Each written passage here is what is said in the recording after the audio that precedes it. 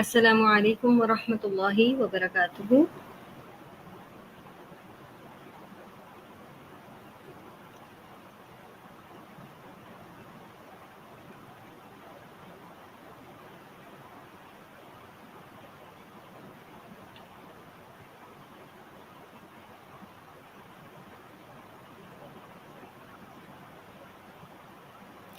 جی، آپ میں سے جو موجود ہیں کامنٹ کر کے بتا دیں کہ کیا آپ کو میری آواز صاف آ رہی ہے، تو ہم آگے پروسیڈ کرتے ہیں۔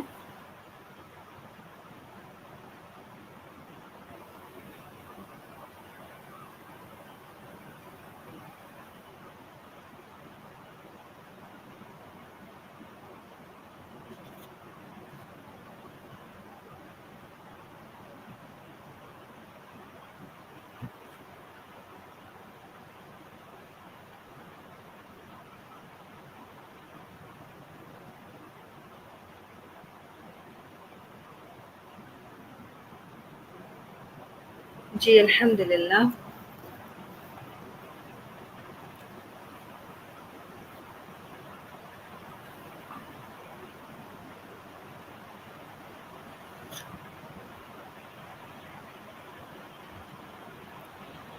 اعوذ باللہ من الشیطان الرجیم۔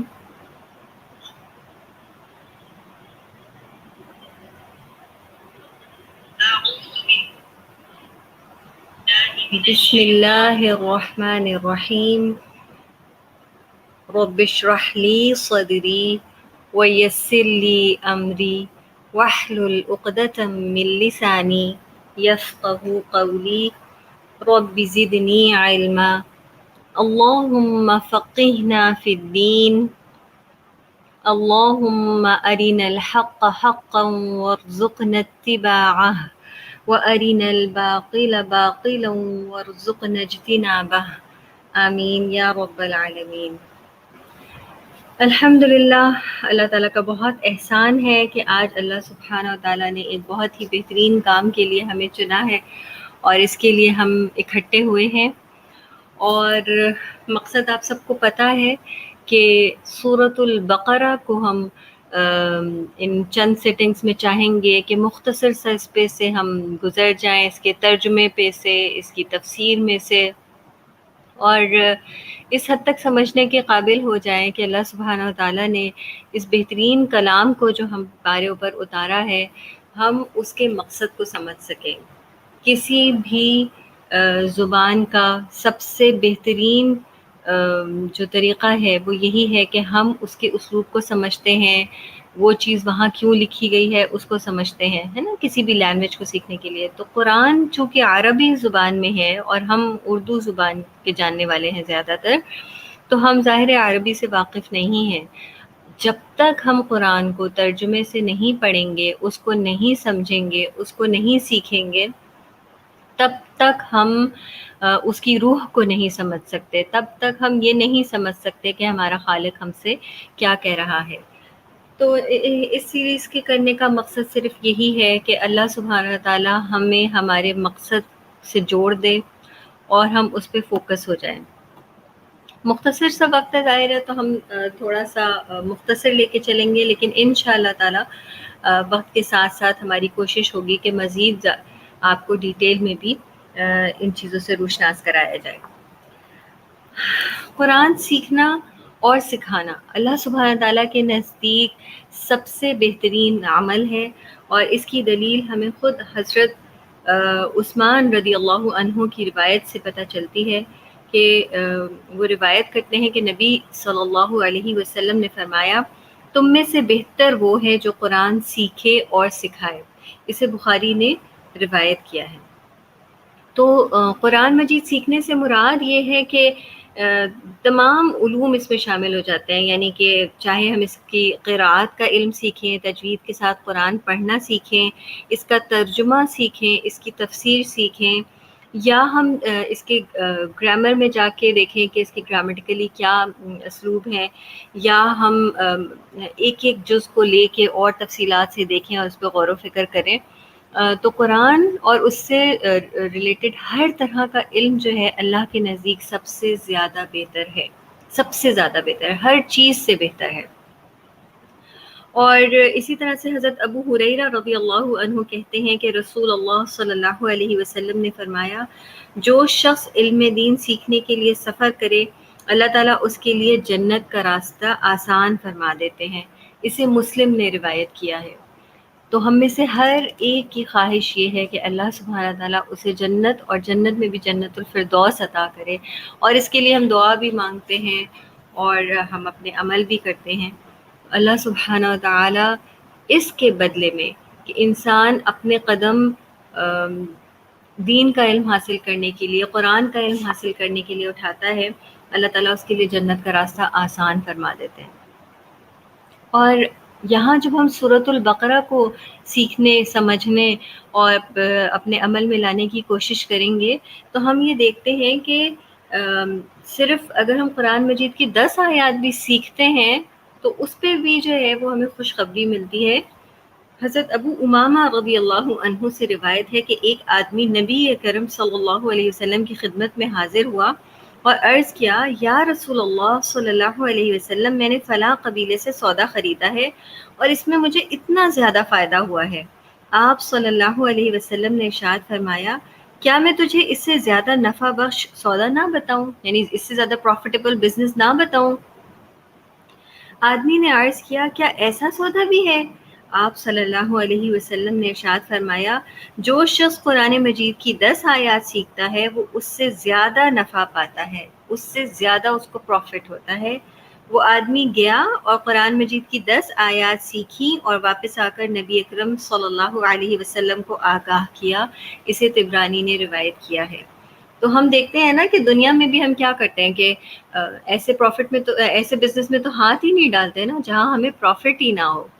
ہم تو ہمیشہ ایسے ہی بزنس کی تلاش میں ہوتے ہیں جہاں ہمیں زیادہ سے زیادہ پروفٹ ہو۔ تو قرآن کے بارے میں خود اللہ سبحانہ تعالیٰ اس کے سیکھنے اور سکھانے کی فضیلت کے بارے میں ہمیں بتاتے ہیں، اور ہم احادیث سے اس چیز کو سمجھتے ہیں کہ صرف اگر 10 آیات بھی سیکھی ہیں تو اس کا بھی کتنا زیادہ پروفٹ ہے۔ تو سوچیں پورا قرآن سیکھنا، سمجھنا، اس میں وقت گزارنا اللہ سبحانہ تعالیٰ کو کتنا محبوب ہے۔ اللہ سبحانہ تعالیٰ اپنے محبوب کام ہم سے لے لے اور ہمارا دل قرآن میں لگا دے، اس قرآن کو ہی ہماری سینوں کا نور بنا دے، ہماری آنکھوں کی ٹھنڈک بنا دے، اور ہمارے دن اور رات، شب و روز اسی میں گزرے انشاءاللہ تعالیٰ العزیز۔ انشاءاللہ آج ہم سورۃ البقرہ سے آغاز کریں گے۔ سورۃ البقرہ بھی بہت اہم سورہ ہے اور اس کی بہت فضیلت ہے، اور اس کی فضیلت جب ہم سمجھتے ہیں اس کے بعد ہی ہم اندازہ کر سکتے ہیں کہ اس کو سیکھنا کس قدر اور اس کو اپنی زندگی میں عملاً شامل کرنا کس قدر ضروری ہے۔ میں اپنے ساتھ موجود ساتھیوں سے درخواست کروں گی کہ اپنے پاس ایسا قرآن ضرور کھول لیں جو ترجمے کے ساتھ ہو، تاکہ آپ کو سیکھنے اور سمجھنے میں آسانی ہو۔ کوئی اپنے پاس نوٹ پیڈ رکھ لیں یا کوئی پینسل یا پین اپنے ساتھ رکھ لیں، تاکہ آپ کو جو ہے کچھ لکھنے کے لیے ادھر سے ادھر نہ جانا پڑے، آپ اسی کے اسی وقت اس کو لکھ لیں۔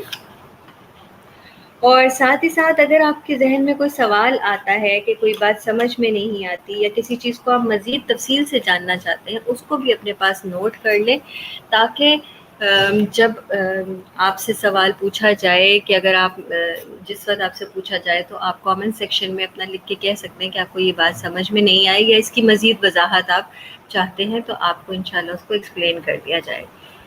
تو امید ہے کہ آپ کے پاس ترجمے والا قرآن موجود ہوگا، اور اس کے ساتھ ساتھ ہی کوئی نوٹ پیڈ اور کوئی رائٹنگ مٹیریل بھی، اور کچھ لکھنے کے لیے بھی کچھ سامان موجود ہوگا۔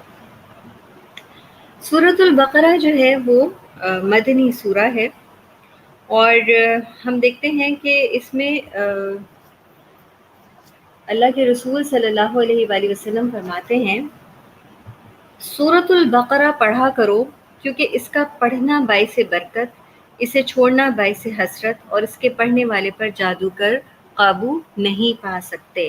صحیح مسلم کی روایت ہے۔ تو یعنی سورۃ البقرہ کو اگر ہم اپنے عام معمول میں شامل رکھیں گے تو اس کے ساتھ ساتھ ہمیں یہ برکتیں ضرور ہم اس کو محسوس کریں گے، اور اس کے علاوہ کسی بھی قسم کا جو جادو یا اس کا جو نقصان ہوتا ہے وہ اس کا شکار نہیں ہو سکتا. تو یہ بہت بڑی خوشخبری دی جاتی ہے. اسی طرح سے ابو ہریرہ رضی اللہ عنہ سے روایت ہے کہ نبی اکرم صلی اللہ علیہ وآلہ وسلم نے فرمایا تم اپنے گھروں کو قبرستان نہ بناؤ کیونکہ شیطان اس گھر سے بھاگ جاتا ہے جس گھر میں سورۃ البقرہ کی تلاوت کی جاتی ہے. یہ صحیح مسلم کی روایت ہے. تو ہم دیکھتے ہیں نا کہ قبرستان کیا جگہ ہے کہ جہاں پہ اتنی وحشت ہے، تنہائی ہے، خوف ہے. اور قبرستان ایک ایسی جگہ ہے کہ جس کے پاس سے بھی گزرتے ہیں تو وہاں کی کا جو سناٹا ہے وہ ہمیں اندر تک محسوس ہوتا ہے. اور ایسی جگہ کے پاس سے گزرنا بھی جو ہے وہ ہم گوارا نہیں کرتے ہیں، جہاں سے اگر ہمیں پیدل گزرنا پڑ رہا ہو، کوئی ایسا قبرستان کا کھلا ایریا ہو تو ہم کیا کرتے ہیں، اپنا راستہ بدل لیتے ہیں، دوسری طرف سے چلے جاتے ہیں یا تیزی سے گزر جاتے ہیں، اور ایسی جگہ پہ ٹھہرنا بھی نہیں پسند کرتے. تو اپنے گھروں کو اگر ہم چاہتے ہیں کہ ایسا نہ بنائیں، اگر آپ قبرستان کو اچھے سے امیجن کر سکتے ہو، آپ اس کا اچھے سے تصور کر سکتے ہو، تو آپ دیکھیں کہ ہمارا گھر ایسا گھر ہو نعوذ باللہ جس میں سناٹا ہو، وحشت ہو، تنہا مطلب ایسا خوف اور ہراس ہو، تو وہ جہاں کہ ہم کسی بھی دنیاوی طور پہ دیکھیں کہ کھڑے بھی نہیں ہونا چاہتے، وہاں ہم رہ رہے ہوں، نہیں چاہیں گے نا. ہم اپنے گھر میں تو چاہتے ہیں کہ زندگی ہو، رونق ہو اور خوشیاں ہوں، برکتیں ہوں. تو جب ہم اپنے گھروں میں سورۃ البقرہ کی تلاوت کا معمول بنا لیتے ہیں تو یہ برکتیں ہمیں گھر میں ملتی ہیں، اور شیطان ایسے گھر سے بھاگ جاتا ہے. کیونکہ شیطان ہمارا سب سے بڑا دشمن ہے، اور شیطان ہم سب جانتے ہیں کہ وہ اس پوری کوشش میں ہوتا ہے کہ اس گھر کی جو برکتیں ہیں، اس گھر کی جو رونقیں ہیں، اس گھر میں جو پیار محبت ہے، یہاں کا جو فیملی سسٹم ہے، اولاد کا، شوہر بیوی کا، ساس سسر کا، یہ جو آپس میں جو بھی سسٹم ہے اس کو توڑ سکے. کیونکہ ونس آپ کو پتہ ہی ہے کہ فیملی میں اگر وہ دراڑ ڈالنے میں کامیاب ہو جاتا ہے تو اس کے لیے پھر بہت آسان ہوتا ہے ہمارے ایمان میں خلل ڈالنا.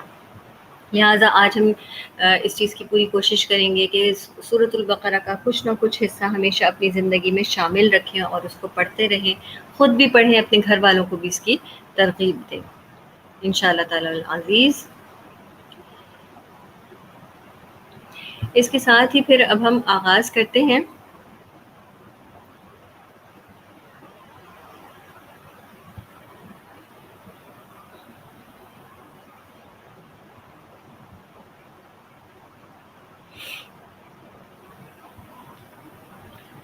سورۃ البقرہ کا، اور اس کے پیغام کو سمجھتے ہیں.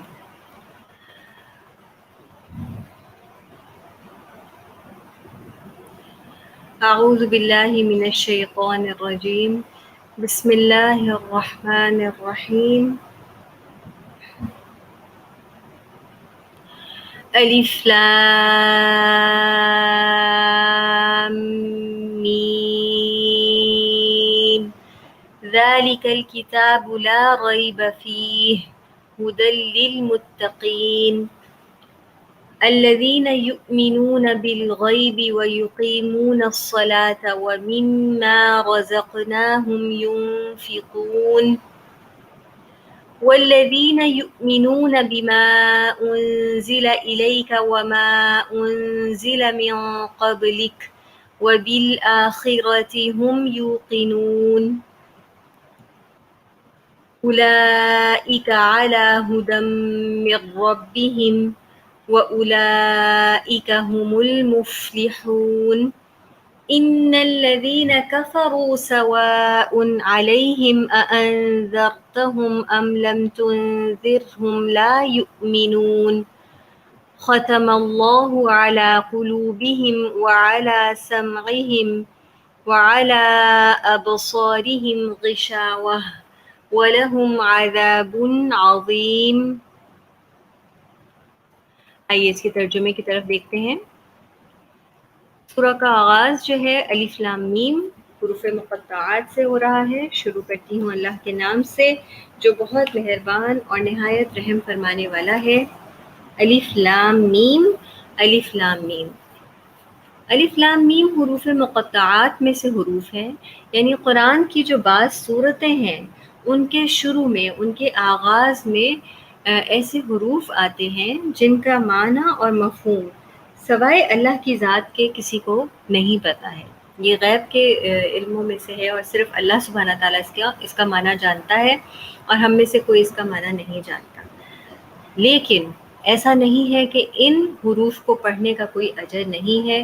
الف لام میم 3 حرف ہیں اور نبی صلی اللہ علیہ وسلم کی ایک حدیث کے مطابق اس کا مفہوم کیا ہے کہ قرآن کا ہر حرف پڑھنا باعث نیکی ہے، باعث ثواب ہے. یعنی الف 10 نیکیاں، لام 10 نیکیاں، میم 10 نیکیاں. تو اس لیے اس کا پڑھنا باعث اجر ہے، باعث نیکی ہے، نیکی اجر کمانے کا ذریعہ ہے. لیکن ان کے معنی کے اندر اپنا وقت ضائع کرنا کہ اس کا شاید یہ معنی ہو یا شاید وہ معنی ہو، اس میں اپنا وقت ضائع نہیں کرنا چاہیے. یہ متشابہات میں سے ہے اور اس کا علم سوائے اللہ کی ذات کے کسی کو نہیں ہے. ذالک الکتاب لا ریب فیہ، یہ وہ کتاب ہے جس میں کوئی شک نہیں. ھدی للمتقین، ہدایت ہے متقی لوگوں کے لیے. تو یہاں پر سب سے پہلے اس کتاب کے بارے میں یہ بات ہو رہی ہے کہ یہ وہ کتاب ہے، یعنی قرآن کے بارے میں اس بات بتایا جا رہا ہے. سب سے پہلے آیت ہی یہ بتا رہی ہے کہ اس میں کوئی شک نہیں. یعنی اس قرآن کا جب آغاز کرنا ہے، اس قرآن کو جب پڑھنا ہے تو سب سے پہلے کس چیز کا اہتمام کرنا ہے کہ اپنے ذہن کو، اپنے دل کو ہر قسم کے شک و شبے سے، ہر قسم کے خدشے سے، جو کسی بھی قسم کی ایسی بات سے پاک کر لینا ہے جو ہمیں کسی الجھن کا شکار کرتا ہے. یعنی کہ ہم کتاب کے میں آنے والے احکامات کے بارے میں، اس میں بہت سے بھی جیسے ہم نے بات کی نا کہ متشابہات میں سے ہے الف لام میم. یعنی متشابہات کیا ہوتی ہیں کہ اس کا علم انسان کے پاس نہیں ہے، صرف اللہ کے پاس ہے. تو اس میں انسان شبے میں پڑ جائے کہ اس کا یہ مطلب ہے یا وہ مطلب ہے، یا اپنی طرف سے اس کو اخذ کرنے لگے. یہ بھی نہیں کرنا. اور اسی طریقے سے دوسری چیز یہ کہ اللہ تعالیٰ نے نعوذ باللہ یہ سوچنا کہ اللہ تعالیٰ نے یہ حکم کیوں نازل کیا ہے اور یہ کیوں نہیں نازل کیا ہے، اور یہ تو اب 1400 سال پرانی بات ہے یا اب تو یہ نئی بات ہے. یعنی اس میں کسی بھی طرح سے شک کا شکار ہونا جو ہے وہ درست نہیں ہے، کیونکہ اللہ سبحانہ تعالیٰ خود فرما رہے ہیں کہ یہ وہ کتاب ہے جس میں کوئی شک ہی نہیں ہے. جب ہمیں کسی چیز پہ شک ہو جائے گا تو ہم عمل کیسے کریں گے؟ تو جب خالق کائنات نے، جو اس تمام کائنات کا مالک ہے، اس چیز کی گارنٹی دے دی ہے کہ اس کتاب میں کوئی چیز، کوئی بات، کوئی لفظ، کوئی جملہ، کوئی بھی چیز ایسی نہیں ہے جس میں کوئی شک ہو. اور خاص طور سے کیونکہ ھدی للمتقین، کیونکہ یہ ہدایت ہے متقین کے لیے. اور متقین جو ہے، جو ورڈ ہے وہ ہم دیکھتے ہیں کہ وہ تقویٰ سے نکلا ہے نا، اور تقویٰ کے معنی ہی بچنے کے ہیں. تو متقین کون ہوتے ہیں؟ جو گناہوں سے بچتے ہیں، اپنے فرائض کی ادائیگی کی میں مستقل کوششیں کرتے رہتے ہیں، اور ان کی جو ٹاپ پرائیورٹی ہوتی ہے، ان کا ذہن مستقل اسی کوشش میں لگا رہتا ہے کہ وہ اپنے آپ کو آخرت کے عذاب سے بچا لے. تو اسی لیے ہم دیکھتے ہیں کہ نیکی کی جو بنیاد ہے، کسی بھی نیکی کی بنیاد وہ تقویٰ ہے. جب ہمارے اندر تقویٰ ڈیولپ ہو جاتا ہے، جب ہمارے اندر تقویٰ آ جاتا ہے، اس کے بعد سارے کام کرنا ہمارے لیے آسان ہو جاتے ہیں. تو ذالک الکتاب لا ریب فیہ ھدی للمتقین، یہ وہ کتاب ہے جس میں کوئی شک نہیں اور ہدایت ہے متقین کے لیے. تو اس لیے سب سے پہلے ہمیں کیا کرنا ہے؟ اس چیز کو یاد رکھنا ہے کہ ہم نے تقویٰ اختیار کرنا ہے. اور نبی صلی اللہ علیہ وآلہ وسلم کی ایک حدیث کے مطابق تقویٰ جو ہے وہ کہاں ہے؟ دل میں ہے. یعنی انسان کا دل اللہ سبحانہ تعالیٰ کی طرف متوجہ رہے، اور چاہے وہ کسی چیز کو اختیار کرے، چاہے وہ کسی چیز کو چھوڑ دے، اس احساس سے اپنے آپ کو خالی نہ کرے. اور پھر ہم بتاتے ہیں، ہم آگے دیکھتے ہیں کہ ھدی للمتقین، تو جو ہدایت کے طلبگار ہوتے ہیں وہ تقویٰ اختیار کرتے ہیں. جس کو اللہ کا خوف ہی نہیں ہے، جس کو اللہ کا احساس ہی نہیں ہے، جس کو کوئی ڈر ہی نہیں ہے، تو وہ کیوں اللہ کا تقویٰ اختیار کرے گا؟ وہ نہیں کرے گا نا. اس لیے ہدایت کے راستے پہ آنے کے لیے تقویٰ اختیار کرنا بہت ضروری ہے. آگے دیکھتے ہیں، یہاں پر اب ان لوگوں کی بات ہو رہی ہے، متقین کی صفات کی بات ہو رہی ہے کہ کون کون سی ان کے اندر کوالٹیز ہوتی ہیں، اور ہم اپنا جائزہ لیں کہ ہمارے اندر کیا یہ کوالٹیز موجود ہیں یا نہیں موجود ہیں. صحیح. سب سے پہلی بات کیا ہو رہی ہے؟ الذین یؤمنون بالغیب ویقیمون الصلاة ومما رزقناہم ينفقون. الذین یؤمنون، الذین یعنی وہ لوگ، یؤمنون ایمان لاتے ہیں، بالغیبی غیب پر. پہلی کوالٹی ان کے اندر یہ بتا دی گئی ہے کہ وہ غیب پر ایمان لاتے ہیں. اور غیب کیا چیز ہے؟ غیب وہ چیز ہے جو ہماری آنکھوں سے پوشیدہ ہے اور جس کا علم صرف اللہ سبحانہ تعالیٰ کو ہے. ہمیں قرآن اور احادیث کے ذریعے ان کو بتا دیا گیا ہے، لیکن اس کی اصلی حیت یا شکل یا کیفیت ہمیں معلوم نہیں.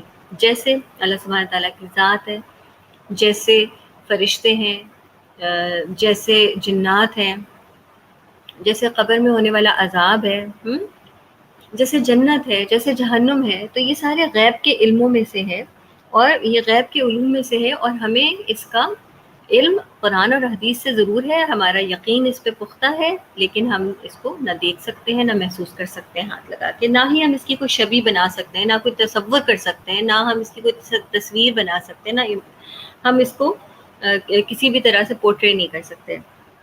دوسری بات یہ ہے کہ وہ یقیمون الصلاۃ، اور وہ نماز قائم کرتے ہیں. ٹھیک ہے.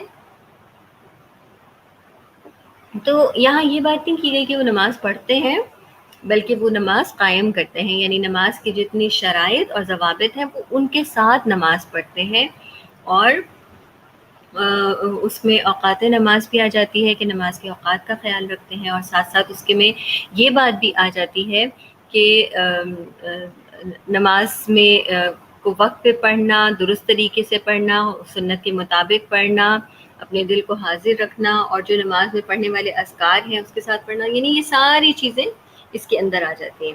اور جو رزق ہم نے ان کو دیا ہے اس میں سے خرچ کرتے ہیں، یعنی سب جو بھی اللہ سبحانہ تعالیٰ نے دیا ہے اس میں سے خرچ کرتے ہیں. تو اب اس میں جو رزق ہے وہ ہر معنوں میں آ جاتا ہے. یعنی رزق سے مراد ایک وہ رزق ہے جو ہم سمجھتے ہیں، یعنی مال کی صورت میں جو ہوتا ہے، اور دوسرا رزق وہ ہے، یعنی دوسرا معنی یہ ہے کہ ہر وہ صلاحیت جو اللہ سبحانہ تعالیٰ نے ہمیں عطا کی ہے، چاہے وہ لکھنے کی ہو، پڑھنے کی ہو، بولنے کی ہو، سمجھنے کی ہو، کوئی بھی صلاحیت، مال میں اللہ تعالیٰ نے ہمیں زیادہ دیا ہے، یا اللہ سبحانہ تعالیٰ نے ہمیں کسی اور طرح کی کوئی خوبی عطا کی ہے، تو وہ اللہ کے راستے میں خرچ کرتے ہیں.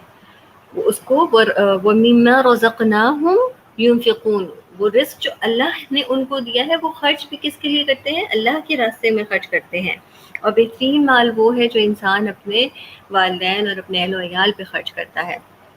تو ہم اپنا جائزہ لیں کہ جو اللہ سبحانہ تعالیٰ نے ہمیں صلاحیتیں دی ہیں، یا جو ہمیں اللہ تعالیٰ نے رزق کی صورت میں اور چیزیں عطا کی ہیں، اس کو کیا ہم اللہ کے راستے میں خرچ کرتے ہیں یا نہیں کرتے ہیں. اس کے بعد ہم آگے چلتے ہیں.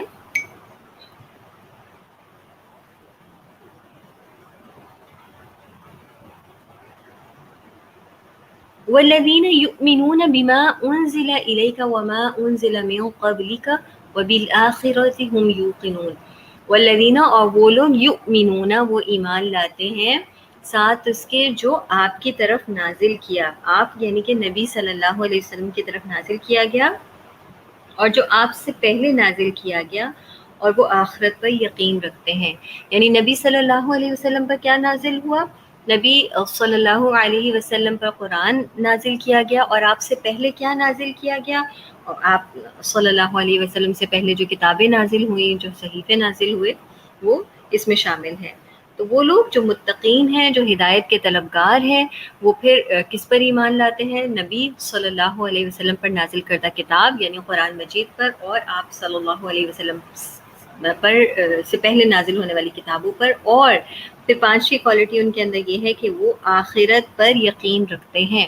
کیونکہ جس کے دل میں آخرت کا خوف ہوگا، جس کو جواب دہی کا خوف ہوگا، جس کو اس چیز کا احساس ہوگا کہ اس کو اللہ کو جواب دینا ہے، اس کا ہر لمحہ اس احساس کے ساتھ گزرے گا کہ آیا جو وہ کام کر رہا ہے وہ درست ہے یا نہیں، آیا جو چیز وہ دیکھ رہا ہے وہ درست ہے یا نہیں.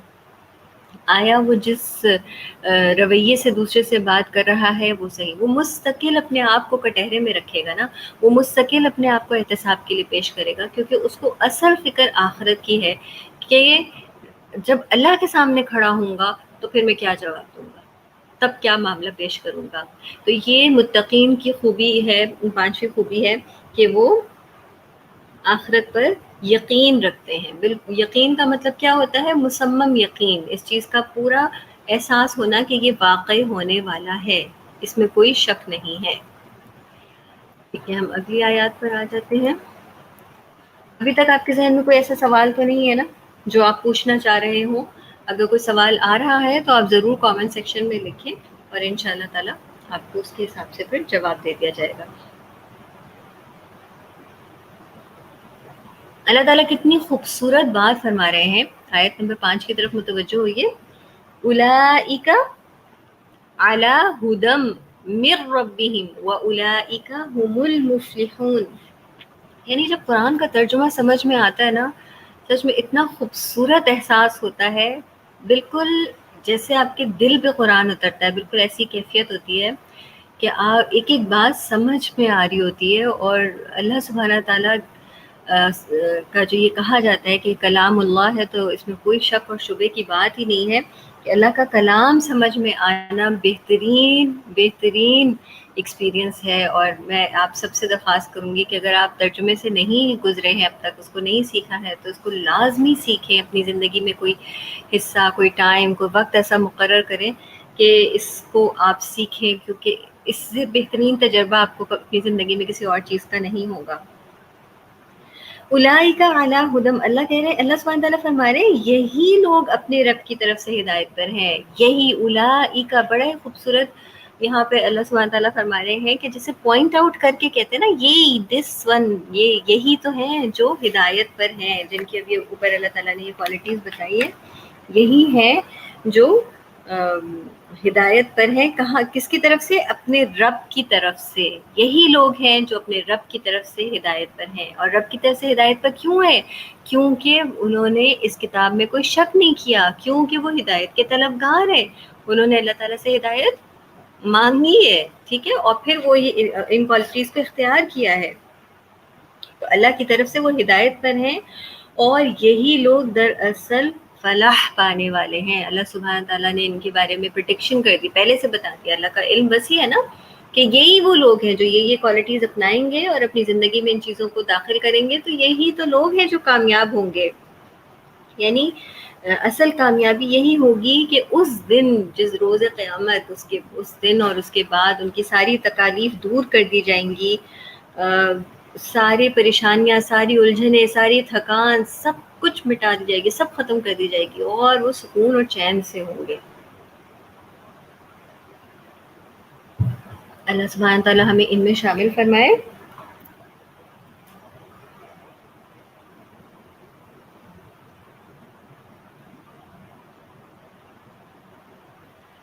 ٹھیک ہے، ٹھیک ہے مہک، آپ کے سوال کا میں جواب ان شاء اللہ تعالیٰ اینڈ میں دوں گی۔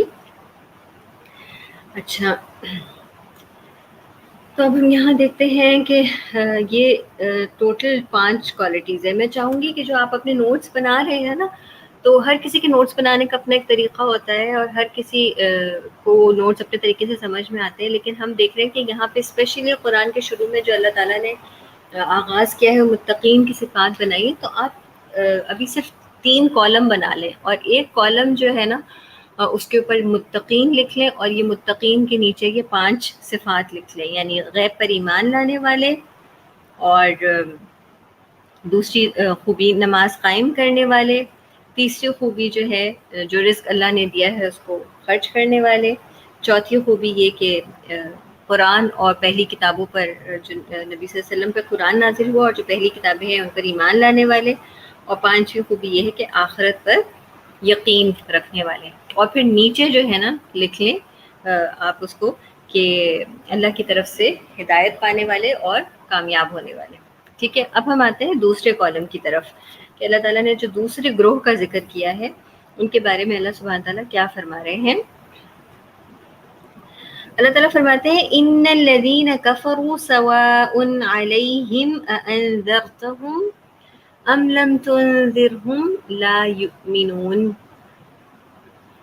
یعنی یہاں پہ خاص طور سے اللہ سبحانہ تعالیٰ بات کر رہے ہیں ان لوگوں کی جنہوں نے سرے سے انکار کر دیا. ٹھیک ہے, یعنی سرے سے انکار کر دیا. اب کیسے کیا انکار ہے, ہم دیکھتے ہیں کہ بے شک جن لوگوں نے کفر کیا ان کے لیے برابر ہے آپ انہیں ڈرائیں یا نہ ڈرائیں, وہ ایمان نہیں لائیں گے, وہ ایمان ہی نہیں لائیں گے. یعنی کہ وہ لوگ جنہوں نے کفر کر دیا, جنہوں نے سرے سے انکار ہی کر دیا, تو ان کو ڈرانا یا نہ ڈرانا فائدہ مند نہیں ہوگا. کیونکہ جو حق کو جان جاتا ہے اور وہ اس کو نہیں مانتا, اس کو قبول نہیں کرتا, تو اللہ سبحانہ تعالیٰ فرماتے ہیں کہ اس کا ماننا, یعنی کہ اس کو جو ہے دین کا پیغام دینا, اللہ کا پیغام دینا, اللہ کی بات بتانا نہ بتانا برابر ہی ہے, کوئی فائدہ نہیں ہے. کیونکہ جن کے دل نرم ہوتے ہیں, جن کے دل ہدایت کے طلبگار ہوتے ہیں, جن کے دل وسیع ہوتے ہیں اور جو سننے کے لیے تیار ہوتے ہیں حق بات, ان کے دل ہدایت پا لیتے ہیں. لیکن جن کے دل سخت ہو جاتے ہیں, جو سنگ دل ہوتے ہیں اور جو ہدایت کو قبول نہیں کرتے, ان کے اندر پھر حق کو قبول کرنے کی صلاحیت ختم ہو جاتی ہے, اور وہ حق کو دیکھ رہے ہوتے ہیں, حق کو سن رہے ہوتے ہیں اور پڑھ رہے ہوتے ہیں, سمجھ رہے ہوتے ہیں, پہچان بھی جاتے ہیں, لیکن اس کے باوجود اقرار نہیں کرتے, مانتے نہیں ہیں. اور ایسے ہی لوگ ہیں کہ اللہ سبحانہ تعالیٰ فرماتے ہیں ان کے بارے میں کہ ختم اللہ علی قلوبہم وعلی سمعہم وعلی ابصارہم غشاوہ ولہم عذاب عظیم. اس ایسے ہی لوگوں کے بارے میں اللہ تعالیٰ فرماتے ہیں کہ اللہ نے ان کے دلوں اور ان کے کانوں پر مہر لگا دی ہے اور ان کی آنکھوں پر پردہ پڑ گیا ہے, اور ان کے لیے بہت بڑا عذاب ہے, کیونکہ ان کے گناہوں نے ان کے دلوں کو ایسا سخت کر دیا ہے, اور وہ حق دیکھنے کے باوجود, سننے کے باوجود سنتے نہیں ہیں. اسی لیے بعض لوگ کہتے ہیں نا کہ ہم تو کرنا چاہتے ہیں, اللہ ہی نہیں ہدایت دیتا, تو نعوذ باللہ ہم اللہ پر نہیں ڈال سکتے یہ بات کہ ہمیں اللہ کی طرف سے ہدایت نہیں مل سکتی. بلکہ ہمیں کیا کرنا, ہمیں جو ہے بنیادی طور پر اپنے آپ کو دیکھنا ہے کہ جب ہم گناہ کرتے ہیں تو کیا ہمارا دل کھٹکتا ہے, کیا ہمارے دل میں کوئی احساس ہوتا ہے, کیا ہمیں لگتا ہے کہ ہم سے کچھ غلطی ہو گئی. کیونکہ مومن کی شان کیا ہے, مومن کی خوبی کیا ہے کہ جب وہ کوئی گناہ کر بیٹھتا ہے تو اس کا دل تڑپ اٹھتا ہے, وہ بے چین ہو جاتا ہے, وہ توبہ کرتا ہے, وہ استغفار کرتا ہے. لیکن جو کافر ہوتا ہے وہ اس سے محروم ہوتا ہے. تو جب تک کوئی حق کا طالب نہیں ہوگا, جب تک حق کو مانگے گا نہیں اللہ تعالیٰ سے, اللہ تعالیٰ ہدایت نہیں دیتا, اللہ تعالیٰ اس سے حق کو قبول کرنے کی صلاحیت چھین لیتا ہے. اور اسی چیز کو ہم سورۃ الفاتحہ میں مانگتے ہیں نا, اہدنا الصراط المستقیم, اے اللہ تعالیٰ ہمیں سیدھا رستہ دکھا. ہم اللہ تعالیٰ سے مانگتے ہیں اس چیز کو, اللہ تعالیٰ نے ہمیں سکھایا ہے کہ ہمیں ہدایت مانگنی ہے, اللہ تعالیٰ سے ہدایت کو طلب کرنا ہے. اچھا, اس کے بعد اللہ تعالیٰ نے جو یہ فرمایا نا کہ اللہ نے ان کے دلوں اور ان کے کانوں پر مہر لگا دی اور ان کی آنکھوں پہ پردہ ہے. اب جب وہ کفر کے حال میں ہیں جب تک, اور جب تک وہ حق کو نہ قبول کرنے کے حال میں ہیں, تو اللہ تعالیٰ نے ان کے لیے کس چیز کی خبر دے دی ہے, ان کا انجام کیا ہوگا, ان کو عذاب عظیم دیا جائے گا, بڑا عذاب دیا جائے گا. اگر تو وہ توبہ کر لیتے ہیں, استغفار کر لیتے ہیں, اللہ کی طرف پلٹ جاتے ہیں, تو اللہ سبحانہ تعالیٰ ان کے حق میں بہتری کرے گا. لیکن اگر اپنی روش پہ قائم رہتے ہیں, جو کہ جب دیکھتے ہیں کہ لوگوں کے دل سخت ہو جاتے ہیں تو پھر وہ سننے سمجھنے کی صلاحیتوں سے محروم ہو جاتے ہیں, تو پھر ان کے ساتھ کوئی نرمی کا معاملہ نہیں کیا جائے گا. اس کے بعد جو ہے یہ ہے دوسری کیٹیگری, جو میں نے آپ کو دوسرا کالم بنانے کو کہا نا, آپ دوسرے کالم میں یہ لکھ سکتے ہیں کہ کفر کرنے والے, سرے سے انکار کرنے والے, اور پھر دوسری چیز ان کا آپ لکھ سکتے ہیں کہ ان کے اللہ تعالیٰ نے مہر لگا دی ان کے دل پہ, آنکھ پہ اور ان کے کانوں پر, اور پھر ان کا انجام عذاب عظیم. ٹھیک ہے, تو یہ دوسری کیٹیگری ہے. اب اللہ سبحانہ تعالیٰ تیسری کیٹیگری کی بات کر رہے ہیں.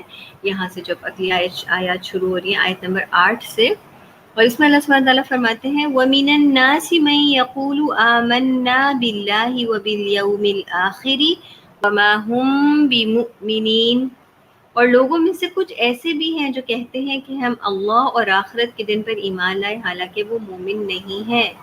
دیکھیں کیسی بات ہے کہ کچھ لوگ ایسے ہیں جو کہتے ہیں کہ ہم اللہ پر اور آخرت پر ایمان لائے، وہ اللہ پر بھی ایمان لا رہے اور وہ آخرت پر بھی ایمان لا رہے ہیں، لیکن اللہ تعالیٰ کہہ رہے ہیں حالانکہ وہ مومن نہیں ہیں، ٹھیک ہے، حالانکہ وہ مومن نہیں ہیں۔ کیوں؟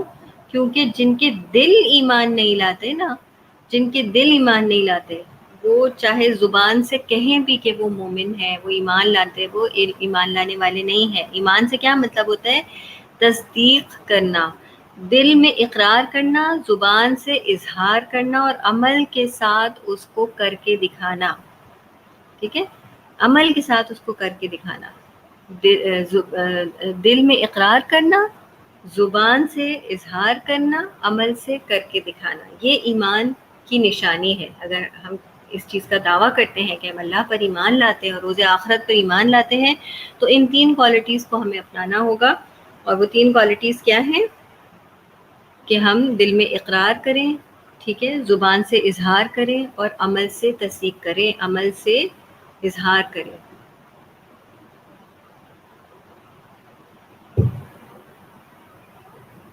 صحیح، اب دیکھتے ہیں کہ اللہ تعالیٰ ان کے کیا نشانیاں بتا رہے ہیں نا، یعنی کہ یہ منافقین کی بات ہو رہی ہے بنیادی طور پر، اور یہ تیسرا جو کالم ہے اس کے اوپر آپ ہیڈنگ دے سکتے ہیں منافقین کی، اور منافقین کی کیا نشانیاں بتائی جا رہی ہیں؟ يخادعون الله والذين آمنوا وما يخدعون إلا أنفسهم وما يشعرون۔ يخادعون اللہ، وہ دھوکہ دیتے ہیں اللہ کو اور ان لوگوں کو جو ایمان لائے، اور نہیں وہ دھوکہ دیتے مگر اپنے آپ کو ہی، اور وہ اس کا شعور نہیں رکھتے، اس کا شعور بھی نہیں رکھتے، یعنی اس کا احساس ہی نہیں رکھتے۔ تو یہاں پر ہم دیکھتے ہیں کہ ان کے اندر ایک جو برائی ہے وہ کیا ہے کہ وہ اللہ کو دھوکہ دیتے ہیں۔ وہ سمجھتے ہیں کہ وہ اللہ کو نعوذ باللہ دھوکہ دے سکتے ہیں، اللہ تعالیٰ کو صحیح بات کا نہیں علم ہو سکتا ان کے اس عمل سے، کیونکہ وہ زبان سے تو اقرار کر رہے ہوتے ہیں نا، لیکن ان کے دل میں بیماری ہوتی ہے، ان کا جو دل ہوتا ہے اس میں جو ہے وہ کیا ہوتا ہے؟ اس ایمان سے خالی ہوتا ہے۔ تو وہ زبان سے اقرار کرتے ہیں اور جو لوگ ایمان لائے ہیں ان کو بھی دھوکہ دیتے ہیں، ٹھیک ہے، اور اللہ سبحانہ تعالیٰ فرماتے ہیں کہ وہ کسی کو نہیں دھوکہ دے رہے، وہ سمجھ رہے ہیں کہ وہ سب کو دھوکہ دے رہے ہیں، لیکن اللہ تعالیٰ فرما رہے ہیں وہ کسی کو نہیں دھوکہ دے رہے، وہ اپنے آپ ہی کو دھوکہ دے رہے ہیں، اور وہ اس بات کا شعور بھی نہیں رکھتے۔ کتنی سب سے زیادہ تکلیف دہ بات اس چیز کی ہوتی ہے کہ جب اس چیز کا شعور ہی ختم ہو جائے۔ جیسے کہ آپ نے کبھی کوئی ایسا شخص دیکھا ہوگا جو جیسے مجنون کی کیفیت ہوتی ہے نا، جس کے اوپر کوئی جنون لاحق ہو جاتا ہے، ہاں، تو لوگ اس کو کیا کہتے ہیں، اس بیچارے کو تو پتہ ہی نہیں ہے، یہ بیچارہ تو جانتا ہی نہیں ہے کیا کر رہا ہے، یا کبھی کوئی بھولنے کی بیماری ہو جاتی ہے، یا کوئی ایسی چیز ہو جاتی ہے کسی کے ساتھ، کوئی ایسی تکلیف یا کوئی ایسی کیفیت ہو جاتی ہے کہ وہ بھول جاتا ہے، تو لوگ کہتے ہیں بیچارہ اس کو کچھ نہ ہو، اس کو تو کچھ پتہ ہی نہیں ہے۔ یا ایک چھوٹا کوئی معصوم بچہ ہوتا ہے، وہ اس سے کوئی ایسی بھول ہو جاتی ہے تو لوگ کہتے ہیں ارے بھائی یہ تو معصوم ہے، چھوٹا ہے، اسے تو اس کو پتہ ہی نہیں، اس کو کچھ نہ بولو۔ لیکن کوئی بڑا ہوتا ہے اور اس سے ایسا ہوتا ہے تو لوگ اس پہ ترس کھا رہے ہوتے ہیں نا، اور اس کو کہہ رہے ہوتے ہیں کہ ہے بیچارہ، اس کو تو بیچارے کو یہ بھی نہیں پتا کہ یہ جو کر رہا ہے یہ اپنے آپ کو نقصان کر رہا ہے۔ بعض لوگوں کو کیا ہوتا ہے کہ وہ اپنے آپ کو نقصان بھی کر رہے ہوتے ہیں اور ان کو احساس بھی نہیں ہوتا۔ تو یہاں اللہ سبحانہ تعالیٰ اس سے کہہ رہے ہیں کہ وہ سمجھ تو رہے ہیں کہ وہ دھوکہ دے رہے ہیں، لیکن وہ دھوکہ اپنے آپ کو ہی دے رہے ہوتے ہیں، اور ان کو اس چیز کا احساس تک نہیں ہے، ان کو اس چیز کا شعور تک نہیں ہے کہ وہ کر کیا رہے ہیں۔ اور اس کی وجہ اللہ تعالیٰ نے کیا بتائی ہے؟ آیت نمبر 10 کی طرف آئے، فی قلوبہم مرض فزادہم اللہ مرضا وَلَهُمْ عَذَابٌ أَلِيمٌ بِمَا كَانُوا يَكْذِبُونَ۔ ان کے دلوں میں ایک مرض ہے، ایک مرض کی طرف اللہ تعالیٰ نشاندہی کر رہے ہیں، ان کے دلوں میں ایک مرض ہے، تو اللہ نے ان کے مرض کو اور زیادہ کر دیا اور ان کے لیے دردناک عذاب ہے، اس لیے کہ وہ جھوٹ بولتے تھے۔ استغفر اللہ العظیم۔ اللہ سبحانہ تعالیٰ فرما رہے ہیں ان کے دلوں میں ایک مرض ہے. آپ سوچیں نا کہ اگر جسمانی طور پہ اگر آپ کا دل کسی مرض کا شکار ہو جائے، یعنی کہ اگر ابھی آپ کے دل میں درد ہو جائے یا آپ کے کوئی انجائنا کی کیفیت ہو جائے تو فوراً ڈاکٹر کے پاس بھاگتے ہیں اور ڈاکٹر آپ کو دیکھتے ہیں اور ڈاکٹر فوراً کہتے ہیں کہ نہیں نہیں آپ کو تو یہ پرہیز کرنا ہوگا اور آپ جو ہے وہ یہ دوائیں کھائیں اور اپنا لائف سٹائل بدلیں. کہتے ہیں نا یہاں اللہ تعالیٰ نے اس یعنی منافقین کی اس چیز کو بتا دیا کہ ان کے دلوں میں مرض ہے. اور اس نشاندہی کے ساتھ ساتھ اللہ سبحانہ تعالیٰ نے ہم سب کو بتا دیا کہ منافقین کا مرض ان کے دلوں میں ہے. تو ہم سب کو اپنے دلوں کا جائزہ لینا ہے کہ ہمارے دل صاف ہے یا نہیں. اور اللہ تعالیٰ نے اس کے آگے یہ بھی بتا دیا فزادہم اللہ مرضا، تو اللہ نے ان کے مرض کو بڑھا دیا اس لیے کیونکہ وہ اپنے اس میں خوش ہے نا، اپنے اس عمل کے ساتھ وہ خوش ہے، وہ اپنے آپ کو بدلنا بھی نہیں چاہتے. وَلَهُمْ عَذَابٌ أَلِيمٌ، اور ان کے لیے دردناک عذاب ہے. بِمَا كَانُوا يَكْذِبُونَ، وجہ کیا بنی اس کی اس دردناک عذاب کی؟ کیونکہ وہ جھوٹ بولتے ہیں. کیونکہ انسان کی زبان اور دل میں جو اختلاف ہے، انسان کی یہ جو تضاد ہے، یہ اللہ سبحانہ تعالیٰ کو جو ہے وہ پسند نہیں ہے. اللہ سبحانہ تعالیٰ اس چیز کو پسند نہیں فرماتا ہے. اور جھوٹ بولنا اللہ سبحانہ تعالیٰ کو بالکل پسند نہیں ہے. جیسے نبی صلی اللہ علیہ وسلم نے فرمایا ہے، جامع صغیر کی روایت ہے کہ 3 خصلتیں جن میں ہوں گی تو وہ منافق ہوگا، اگرچہ وہ روزہ رکھے اور نماز ادا کرے اور حج اور عمرہ کرے اور یہ کہے کہ میں مسلمان ہوں. اور وہ خصلتیں یہ ہیں کہ جب بات کرے تو جھوٹ بولے، اور جب وعدہ کرے تو وعدہ خلافی کرے، اور جب امانت دی جائے تو خیانت کرے. کتنا کلیئرلی ہمارے پیارے نبی صلی اللہ علیہ وسلم بتا کر چلے گئے ہیں اس بات کو کہ چاہے وہ کتنا پکا جو ہے وہ روزے دار ہو، نمازی ہو، حج اور عمرہ کرنے والا ہو، اور وہ کہے بھی کہ وہ مسلمان ہو، لیکن اگر اس کے اندر یہ خصلتیں ہیں کہ جب بات کرے تو جھوٹ بولے، اور جب وعدہ کرے تو خلاف ورزی کرے، اور جب امانت دی جائے تو خیانت کرے، تو وہ منافق ہے. چاہے یہ تینوں چیز اس کے اندر ہو، چاہے ان میں سے کوئی ایک چیز بھی ہو.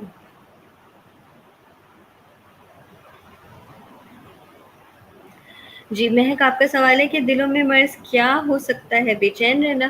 بے چین رہنا اس طرح سے دلوں کا مرض سے مراد یہ ہے کہ ان کے دل جو ہے نا، یعنی وہ تو زبان سے تو اقرار کر رہے ہیں کہ ہم مسلمان ہیں، ٹھیک ہے، لیکن ان کے دل ایمان کے لیے نہیں ہے. یعنی کہ نماز پڑھ رہے ہیں تو اس لیے پڑھ رہے ہیں کہ لوگ ان کو نمازی سمجھیں، روزہ رکھ رہے ہیں تو اس لیے رکھ رہے ہیں کہ اگر روزہ نہیں رکھیں گے تو لوگ کیا کہیں گے کہ کیسا مسلمان ہے کہ یہ روزے نہیں رکھتا ہے. لیکن ان کے دل پوری طور سے مکمل طور سے اللہ کی عبادت کے لیے اور اللہ کو خالق اور مالک مان کے صرف ایک اس کے لیے یا آخرت پر یقین رکھتے ہوئے عمل کرنے والے نہیں ہوتے. ان کے جو اعمال ہوتے ہیں نا، وہ صرف دنیاوی فائدے حاصل کرنے کے لیے اور لوگوں کو خوش کرنے کے لیے اور لوگوں کے ڈر سے جو ہے نا یہ سارے کام کرتے ہیں، تاکہ لوگ ان کو بہت نیک سمجھے، لوگوں پہ بہت اچھا امپریشن پڑ جائے ان کا، لوگ کہیں کہ واہ واہ یہ کتنا پکا نمازی ہے، یہ کتنا نیک ہے. تو یہ دل کا مرض یہ والا مرض ہوتا ہے جو سب سے چھپا ہوا ہوتا ہے، لیکن اللہ سبحانہ تعالیٰ اس کو جانتا ہے، اور وہ سمجھتے ہیں کہ وہ سب کو آرام سے بیوقوف بنا لیں گے. رسول اللہ صلی اللہ علیہ وسلم نے فرمایا ان قریب لوگوں پر دھوکے اور فریب کے سال آئیں گے کہ ان میں جھوٹے کو سچا اور سچے کو جھوٹا، خائن کو امانت دار اور امانت دار کو خائن سمجھا جائے گا. تو ایسا ہی ہے نا کہ پھر ہم جھوٹ سچ کے درمیان پہ فرق نہیں کر سکتے. تو اس لیے ہمیں اس چیز کو بہت اچھے طریقے سے سمجھنا ہے اور ہمیں اپنا جائزہ لینا ہے بنیادی طور پر کہ کہیں ہم جانے انجانے میں ایسا کام تو نہیں کر رہے ہیں. کیونکہ ہم دیکھتے ہیں نا کہ اللہ کے رسول صلی اللہ علیہ وسلم نے یہی فرمایا نا کہ تقویٰ کا مقام دل ہے، ٹھیک ہے، اور اللہ بھی فرما رہے ہیں کہ دلوں میں مرض ہے، ٹھیک ہے. کفار کا بھی کیا ہے کہ وہ انہوں نے حق دیکھا لیکن انکار کر دیا، ان کے دل نہیں مانے. یعنی آپ دیکھیں نا کہ جو نبی صلی اللہ علیہ وسلم پر جب قرآن نازل ہوا اور نبی صلی اللہ علیہ وسلم کے دور کے جو لوگ تھے اس میں صحابہ کرام تو ایمان لائے، لیکن اسی دور میں مشرکین بھی تھے، کفار بھی تھے. قرآن دیکھتے تھے تو عاجز ہو جاتے تھے نا کہ یہ کیسا کلام ہے، اور اس جیسا کلام وہ لے کر نہیں آ سکے. وہ مان گئے اس بات کو، لیکن حق کو دیکھ کے بھی وہ پھر ایمان تو نہیں لے کر آئے نا. تو اس لیے دنیا کی محبت میں انہوں نے آخرت کو بھلا دیا، ٹھیک ہے. دنیا کی محبت کی وجہ سے انہوں نے کیا کیا کہ اپنے اس چیز کو بھلا دیا کہ انہیں آخرت میں اللہ تعالیٰ کو جواب دینا ہے. پھر اللہ تعالیٰ ان کی اور آگے مزید ان کی باتیں کر رہے ہیں. آیت نمبر 11 کی طرف آئیں گے.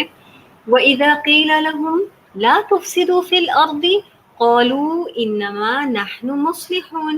اور جب ان سے کہا جاتا ہے کہ زمین میں فساد نہ کرو تو وہ کہتے ہیں کہ ہم تو اصلاح کرنے والے ہیں. یعنی فساد کب ہوتا ہے؟ بنیادی طور پر کہ جب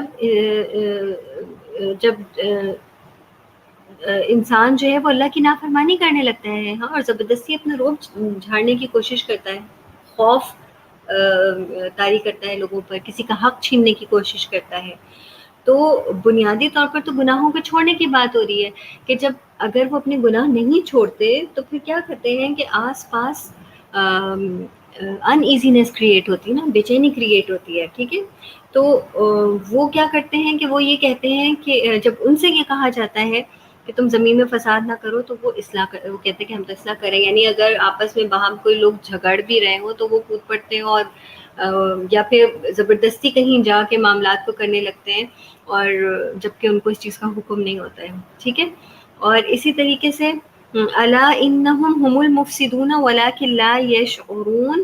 پھر یہاں پہ بھی اللہ تعالیٰ فرما رہے ہیں کہ خبردار، بے شک وہی فساد کرنے والے ہیں لیکن وہ شعور نہیں رکھتے. یعنی جب اس چیز کا احساس ہی نہ ہو، غلط کام غلط ہی نہ لگے، تو وہ سب سے بڑا فساد یہ ہے کہ اپنے آپ کو غلط نہ سمجھنا، ہمیشہ یہ سمجھنا کہ آئی ایم رائٹ، میں تو ٹھیک ہی ہوں، میں تو غلط ہو ہی نہیں سکتی، میں تو یہ کام اس لیے کر رہی ہوں نا تاکہ جو ہے وہ یہ فلانی چیز ٹھیک ہو جائے. ہم لوگ خاندانی معاملات میں بھی، آپس کے معاملات میں بھی، بچوں کے ساتھ بھی ہم دیکھیں بعض دفعہ ایسے کام کر رہے ہوتے ہیں جو کہ مزید بگاڑ پیدا کرتے ہیں. تو ہمیں اپنا جائزہ لینے کی ضرورت ہے کہ ہم جانے انجانے میں کوئی ایسے کام تو نہیں کر رہے ہیں.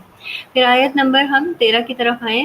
وَإِذَا قِيلَ لَهُمْ آمِنُوا كَمَا آمَنَ النَّاسُ قَالُوا أَنُؤْمِنُ كَمَا آمَنَ السُّفَهَاءُ أَلَا إِنَّهُمْ هُمُ السُّفَهَاءُ وَلَكِنْ لَا يَعْلَمُونَ. اور جب ان سے کہا جاتا ہے ایمان لاؤ جس طرح لوگ ایمان لائے ہیں، تو کہتے ہیں کیا ہم ایمان لائے جس طرح بے وقوف ایمان لائے ہیں؟ خبردار، یقیناً وہ خود ہی بے وقوف ہیں لیکن وہ جانتے نہیں. تو یہی بات ہے کہ ایمان ان کو لانے کی دعوت دی جاتی ہے لیکن وہ اس کو جو ہے نا بے وقوفی گردانتے ہیں. وہ اس کو کہتے ہیں کہ کیا ہم بے وقوف ہیں؟ یہ حال ہوئی اختیار کریں گے کیا ہم جو ہے وہ اس طرح سے ایمان لائیں گے؟ اور منافقین کیا تھے نبی صلی اللہ علیہ وسلم کے دور میں کہ وہ صحابہ کرام رضی اللہ عنہم کو جو ہے وہ ان کی نظر میں وہ بے وقوف سمجھتے تھے. اور وہ یہ کہتے تھے نا کہ جیسے صحابہ کرام جھوٹ نہیں بولتے تھے تو وہ یہ کہتے تھے یہ کیسے بے وقوف لوگ ہیں، مطلب تجارت کر رہے ہیں، جھوٹ بول کے آرام سے سودا بیچ لیتے، لیکن یہ تو سچ بولتے ہیں اور سچ بولنے کی وجہ سے جو ہے یہ تو پھنس جاتے ہیں. تو وہ ان کو بے وقوف سمجھتے تھے، لیکن اللہ تعالیٰ کہہ رہے ہیں خبردار، یقیناً یہ خود ہی بے وقوف ہیں لیکن یہ جانتے نہیں. وَإِذَا لَقُوا الَّذِينَ آمَنُوا قَالُوا آمَنَّا وَإِذَا خَلَوْا إِلَىٰ شَيَاطِينِهِمْ قَالُوا إِنَّا مَعَكُمْ إِنَّمَا نَحْنُ مُسْتَهْزِئُونَ. تو اب آگے اللہ سبحانہ تعالیٰ ان کے بارے میں فرما رہے ہیں آیت نمبر 14 میں کہ جب وہ ان لوگوں سے ملتے ہیں جو ایمان لائے تو کہتے ہیں کہ ہم ایمان لے آئے ہیں، اور جب اپنے شیطانوں کے پاس تنہا ہوتے ہیں تو کہتے ہیں کہ یقیناً ہم تمہارے ساتھ ہیں، ہم تو صرف مذاق کرنے والے ہیں. یعنی وہی دنیا داری والی بات ہے کہ لوگ ان کو جو ہے نا کہیں پہ بھی وہ اس چیز کا وہ نہ دیں کہ آپ تو اس وقت وہ کام کر رہے تھے. جن لوگوں کے ساتھ جیسے ہوتے ہیں نا، آپ نے یہ سنا ہوگا ایک محاورہ جیسا دیس ویسا بھیس والی بات، تو وہ کیا کرتے ہیں کہ نیک لوگوں کے ساتھ ہوتے ہیں تو پھر وہ اس وقت یوں پریٹینڈ کر رہے ہوتے ہیں کہ وہ ان کے ساتھ ہیں، اور جب وہ شیاطین کے ساتھ ہوتے ہیں، شیاطین سے مراد یہاں پر مشرکین ہیں، شیاطین سے مراد منافقین کا اپنا گروہ ہے، اپنا ٹولہ ہے. ٹھیک ہے، یعنی یا جو کفار ہیں، یعنی وہ لوگ جو کہ ان کے جیسے مائنڈ سیٹ کے ہیں، ان کی جیسی سوچ کے، تب ان کے ساتھ ہوتے ہیں تو پھر وہ یہ کہتے ہیں کہ ہم تو تمہارے ساتھ ہیں، ہم تو ان کے ساتھ صرف مذاق کر رہے تھے. ظاہر ہے پھر ورنہ وہ لوگ کہیں گے کہ تم ہمارے ساتھ کیوں نہیں ہو. اللہ سبحانہ تعالیٰ فرماتے ہیں آیت نمبر 15 میں اللہ یستہزئ بہم ویمدہم فی طغیانہم یعمہون. اللہ ان سے مذاق کرتا ہے اور انہیں ان کی سرکشی میں مہلت دیے جا رہا ہے، وہ بھٹکتے پھرتے ہیں. تو یعنی اگر دنیاوی فائدے کے لیے یا وقتی فائدے کے لیے وہ جو کام کرتے ہیں تو اللہ سبحانہ تعالیٰ ان کو وہ فائدہ بھی دیتے ہیں. کہتے ہیں ٹھیک ہے، اللہ تعالیٰ فرماتے ہیں کہ ٹھیک ہے خوش ہو جاؤ، جو چاہتے ہو تم دنیا میں وہ تو تمہیں مل رہا ہے، لیکن اللہ کی طرف سے یہ ایک امتحان ہے، یہ دنیا ایک امتحان ہے، یہ ایک مہلت ہے جو ان کو ملی ہوئی ہے، اور اللہ تعالیٰ نے ان کی رسی کو ڈھیلا کیا ہوا ہے کیونکہ وہ حق کو پہچانتے نہیں، اپنے انجام کو پہچانتے نہیں، اسی لیے وہ غلط راستوں کو اختیار کیے ہوئے ہیں. پھر اللہ تعالیٰ فرما رہے ہیں آیت 16 میں اولئک الذین اشتروا الضلالة بالهدى فما ربحت تجارتهم وما كانوا مهتدین. یہی وہ لوگ ہیں جنہوں نے ہدایت کے بدلے گمراہی خرید لی تو نہ ہی ان کی تجارت فائدہ مند ہوئی اور نہ ہی وہ ہدایت پانے والے تھے. تو جیسے پیچھے بات ہوئی، ہم نے پیچھے دیکھا کہ متقین جو ہیں وہ بھی ایک تجارت کر رہے ہوتے ہیں نا. اللہ تعالیٰ نے فرمایا اولئک هم المفلحون، وہ کامیاب ہونے والے، وہ ایک ایسی تجارت کر رہے ہیں کہ جس میں کوئی نقصان نہیں ہے. اسی طرح یہ بھی ایک تجارت کر رہے ہیں نا، انہوں نے بھی ایک تجارت اختیار کی ہے کیونکہ دنیا میں ہم سب نے اپنی جانیں، اللہ سبحانہ تعالیٰ نے ہماری جانیں خرید لی ہیں جنت کے عوض، تو وہ بھی ایک تجارت کر رہے ہیں. لیکن اللہ تعالیٰ فرما رہے ہیں کس کے بدلے میں؟ انہوں نے ہدایت کے بدلے میں گمراہی خرید لی ہے. یعنی ہم بھی کبھی بھی سودا لیتے ہیں، اگر ہماری کوئی بھی چیز 100 روپے کی ہوگی تو ہم اس کو بیچیں گے تو ہم چاہیں گے کہ چلو وہ 105 روپے میں بک جائے، ہمیں 5 روپے کا فائدہ ہو جائے. ایسا تو نہیں ہوگا نا کہ ہم 100 روپے کی چیز لے کے نکلیں گے اور 70 روپے لے کر آئیں گے اور اس پہ خوش ہو رہے ہوں گے کہ چلو ہم نے 70 روپے تو کما لیے، ہے نا. 30 روپے کا نقصان کی طرف تو نظر ہی نہیں پڑے گی، بس وہ جو 70 لے کے اسی پہ خوش ہو رہے ہیں. تو اللہ سبحانہ تعالیٰ فرما رہے ہیں کہ ان کی واضح طور پہ بتا رہی ہے کہ نشانی بتا رہے ہیں کہ انہوں نے ہدایت کے بدلے گمراہی خرید کر لی، تو اس لیے خریدی ہے تو اس لیے ان کی اب تجارت فائدہ مند نہیں ہے. کیونکہ بزنس کون سا فائدہ ہوتا ہے؟ جو آپ کو پروفٹ دے. وہ بزنس جو آپ کو نقصان دے وہ تو کبھی بھی فائدہ مند نہیں ہوتا. اور اللہ سبحانہ تعالیٰ فرما رہے ہیں کہ وہ ہدایت پانے والے نہیں ہیں کیونکہ وہ ہدایت کے طلبگار ہی نہیں ہیں. ٹھیک ہے، آگے چلتے ہیں، ہم آیت نمبر 17 کی طرف آ جائیے. اب اللہ سبحانہ تعالیٰ مثالوں کے ذریعے سے سمجھا رہا ہے. یہ بھی قرآن کا بہت بہترین اسلوب ہے کہ مثالوں کے ذریعے بات کو سمجھا کے واضح کر دیتا ہے تاکہ ذہن میں اگر کوئی اور گنجائش رہ گئی ہو کچھ چیز سمجھنے کی تو وہ سمجھ میں آ جائے. مثلهم كمثل الذي استوقد النار فلما أضاءت ما حوله ذهب الله بنورهم وتركهم في ظلمات لا يبصرون. ان کی مثال اس شخص کی طرح ہے جس نے آگ جلائی، پھر جب آگ نے اس کے ماحول کو روشن کر دیا تو اللہ ان کا نور لے گیا اور انہیں اندھیروں میں چھوڑ دیا، وہ نہیں دیکھ پاتے. تو ان کے اس عمل کی مثال ایسی ہی ہے، صم بکم عمی فہم لا یرجعون، کہ بہرے ہیں، گونگے ہیں، اندھے ہیں، بس وہ نہیں لوٹتے. تو اللہ تعالیٰ نے ان کی ایک مثال یہ دی ہے کہ جب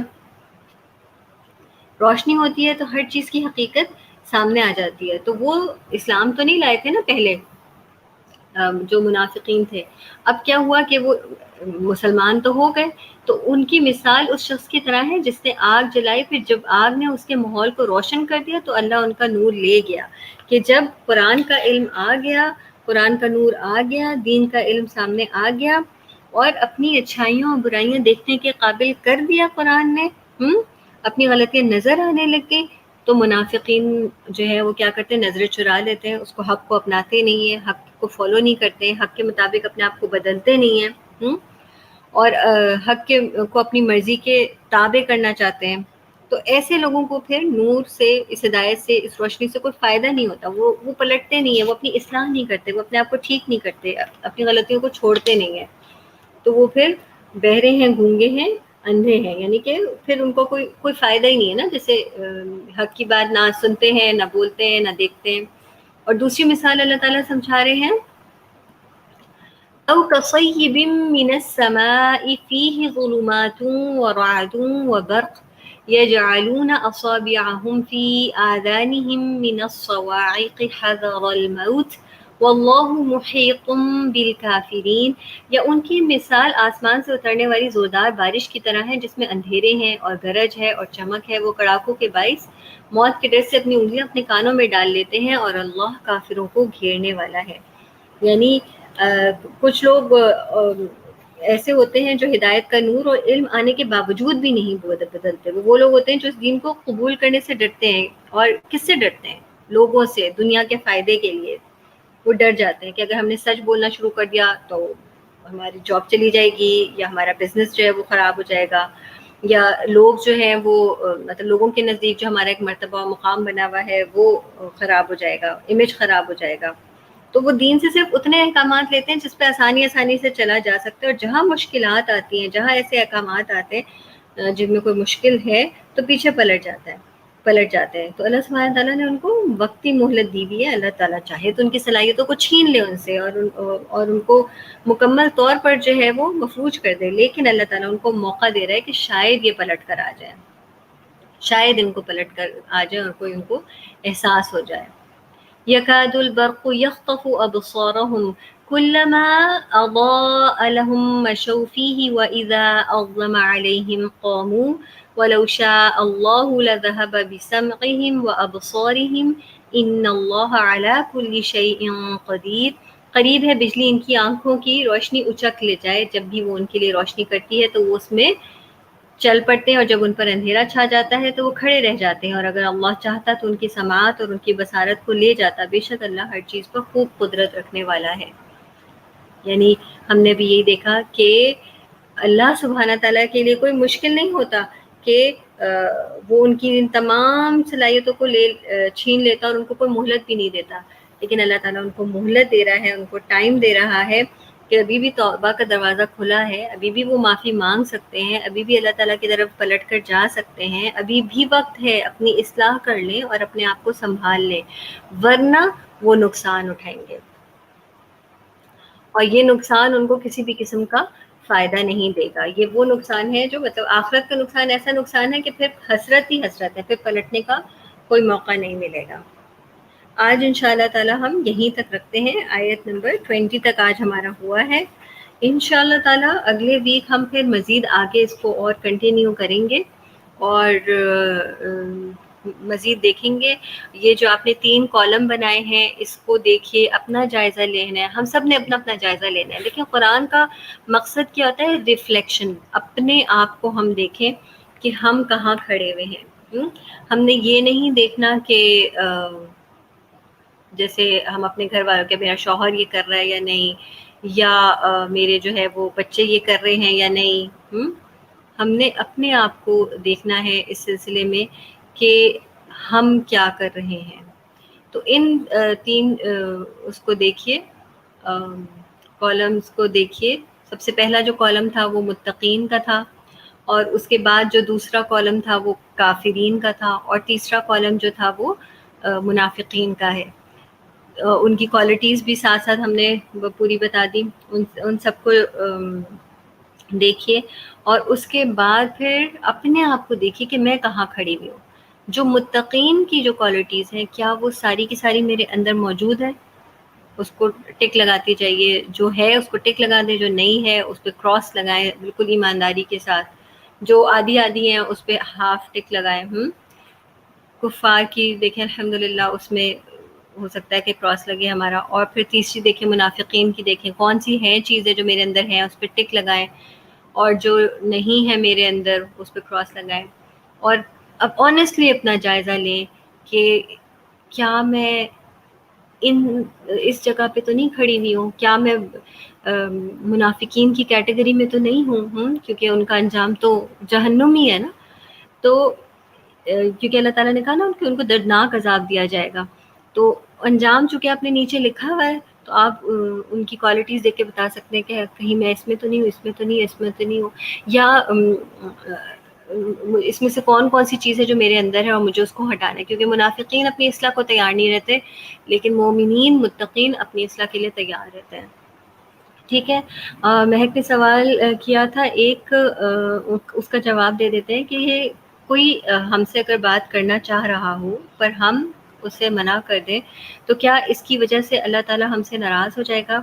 مہک اس میں دیکھنا پڑے گا تفصیلات کو نا، کہ کون ہے، کیا بات کرنا چاہ رہا ہے، کیا رشتہ بنتا ہے ان کا آپ سے، خونی رشتہ ہے یا کس کیٹیگری میں آتا ہے. یہ ساری چیزیں جاننے کے بعد ہی پھر اس کا جواب ہم آپ کو دے سکتے ہیں.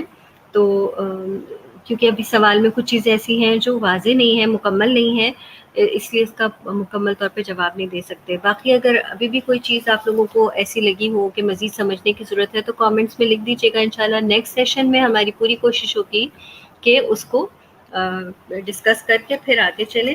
آج ہم نے سورۃ البقرہ میں 20 آیات کو دیکھا اور تھوڑا سا مختصر سا جائزہ لیا، اور اللہ تعالیٰ سے دعا کرتے کہ جو کچھ ہم نے پڑھا ہے اللہ تعالیٰ اس کو ہمارے عمل میں لے کر آ جائے، اور اللہ سبحانہ تعالیٰ ہمارے اندر اس اخلاص کو پیدا کرے، ہماری نیتوں کو خالص کرے، اور ہمارے اعمال کو ایسا کر دے کہ ہم قیامت کے روز اس کے سامنے کھڑے ہو کے کہہ سکیں کہ اللہ تعالیٰ تیرے راستے میں کچھ کوشش کی ہم نے. اللہ تعالیٰ آپ کا جوائن کرنا جو ہے وہ قبول فرمائے، آپ کے گھروں میں آسانیاں فرمائے، آپ کو برکتوں سے نوازے. سبحانک اللہم و بحمدک، اشہد ان لا الہ الا انت، استغفرک و اتوب الیک. السلام علیکم ورحمۃ اللہ وبرکاتہ.